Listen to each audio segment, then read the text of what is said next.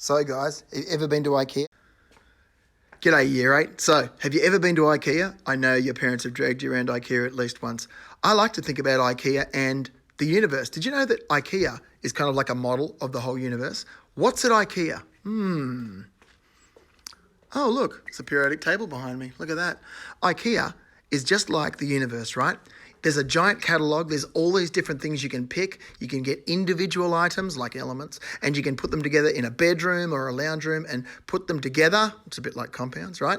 But IKEA has got everything. And the catalogue you have is the book that's got every single IKEA item. You can look at it. My wife likes to look at it, and she's almost a bit obsessed by it. She may actually have a problem. Anyway, what do we do when we're learning about chemistry? This whole term, we're going to be looking at a new topic, what a mess, and it's actually about chemical messes, the chemicals that make up our universe.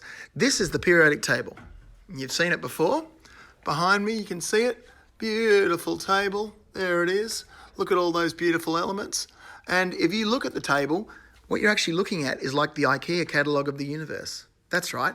All the elements that are available in the entire known universe are here. We're up to 118 elements now.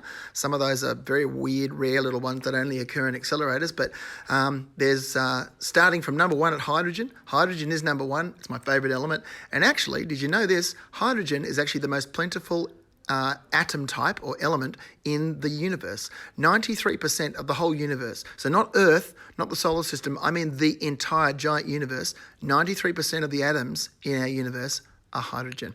How about that? Tiny little element. It's only got 1 proton and 1 electron circling around it. That's what makes up the atom. We're going to learn all about what happens when you act a bit like a shopper at IKEA and you take individual elements, look at what they're like. They're made of atoms, right?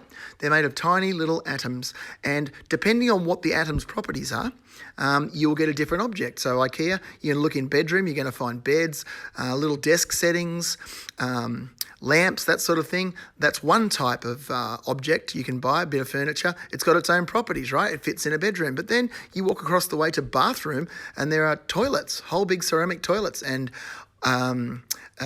vanity cabinets, there's sinks, there's shower fittings and all that. Oh, by the way, if you go to IKEA and you see one of those toilets, they're demonstration only, okay? Do not go to the toilet in an IKEA toilet. It's fake and you will get kicked out by security. Anyway, the point about the IKEA catalogue and the periodic table that we need to recognise is that when you put different elements together, like something for your bedroom with something else from your bedroom, like let's say a desk, together with a lamp, well, that's a nice combination. In chemistry, in the universe, when atoms and elements combine, that's called a compound.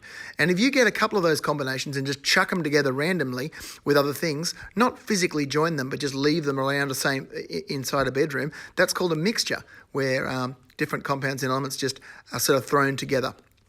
Well, we're going to learn all about those today in our live stream, a meeting for those who come along. But also, there's going to be some work set for you. It's actually in an assignment, which you will find by looking online. But I hope you can join me at 12:30 for the live. Bye.